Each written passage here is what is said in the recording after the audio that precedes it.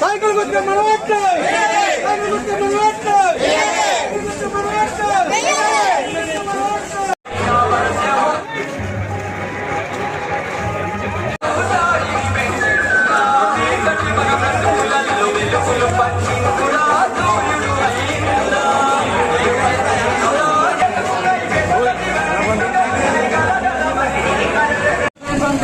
BJP ఉమ్మడి చేరుతున్నటువంటి మన army Radhakrishna గారు మన రాధాకృష్ణ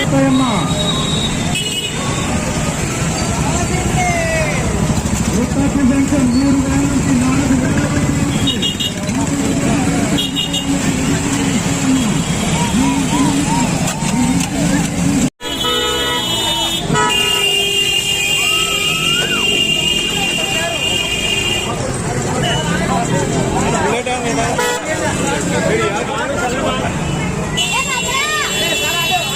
4,000 నడిచి ఎవరొద్దు ఎల్లుండి రూపాయలు వాళ్ళందరూ కూడా బైక్లు ఎక్కేయాలి. తక్కువ నువ్వు బైక్ ఎక్కువ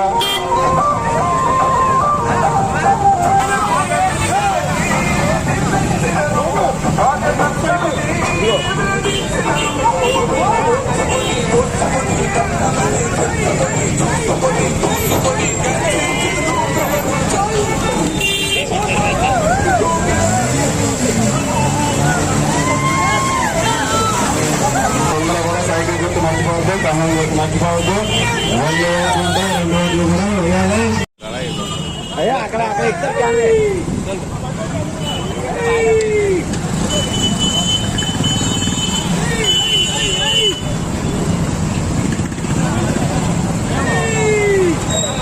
గ్రామాన్ని మరింత అభివృద్ధి చేస్తానని మీ అందరికీ కూడా తెలియజేసుకుంటున్నాను. ఈరోజు రైతు సోదరులందరికీ కూడా ఒకటే చెప్తున్నాం, మీ ధాన్యం ఎక్కడ కావాలంటే అక్కడ అమ్ముకునే విధానం తీసుకొస్తాం. ఐకేపీ సెంటర్ ద్వారా మీరందరూ కూడా ఎప్పుడైతే పూర్వం ఐకేపీ సెంటర్లు ఉన్నాయో ఐకేపీ సెంటర్లు పెడతాం. మాయిశ్వర్తో పని లేదు. మీరు ధాన్యం కోసిన వెంటనే గట్టు మీద నుంచి మిల్లుకి వెళ్ళిపోతుంది. ఏ మిల్లుకి కావాలంటే ఆ మిల్లుకి తోలుకుంటాం. ఆ విధంగా విధానం తీసుకొస్తామని ఈ సందర్భంగా తెలియజేస్తున్నా. ఈ దుర్మార్గుడు జగన్మోహన్ రెడ్డి ఉంటే మళ్ళీ జగన్మోహన్ రెడ్డి అంటే వస్తే మన భూములు కూడా మనకుండవు, మన పట్టాలన్నీ లాక్కుంటాడు. ఈరోజు ల్యాండ్ టైటిలింగ్ యాక్ట్ అంట, అదో యాక్ట్ తీసుకొచ్చాడు.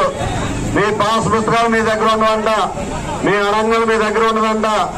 ఈరోజు అన్ని ఆన్లైన్ చేసి మీకు జిరాక్స్ కాపీ ఇస్తాడంట, ఆయన బొమ్మ వేసుకుని ఇస్తాడంట. ఇవన్నీ కూడా తాకట్టు పెట్టి ప్రపంచ బ్యాంక్ కి అప్పులు తీసుకుని మనం పరిపాలిస్తాడంట. లేకపోతే ఈ ల్యాండ్ టైటిలింగ్ యాక్ట్ ఈ రోజు అమలవుతుంటే ఆ భూమి మనం ఎవరికైనా భూమి రిజిస్టర్ చేసుకుంటే మనకు దస్తావేజులు ఇస్తారు కదమ్మా.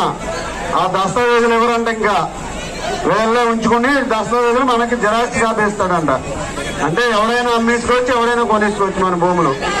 ఆ విధంగా యాక్ట్ తీసుకొచ్చాడు. మన అందరూ జాగ్రత్తగా ఉండాలి. మన భూములు ఉండవు, మన ఇల్లులు ఉండవు, అన్నింటినీ కూడా దోచుకుంటారు ఈ ప్రభుత్వం వస్తే.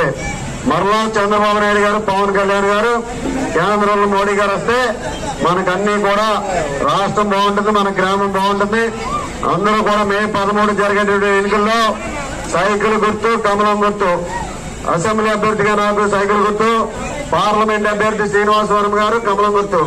మొదటి ఓటు కమలం గుర్తుకు వేయాలి. రెండో ఓటు గులాబీ రంగు ఈవీఎం ఉంటుంది.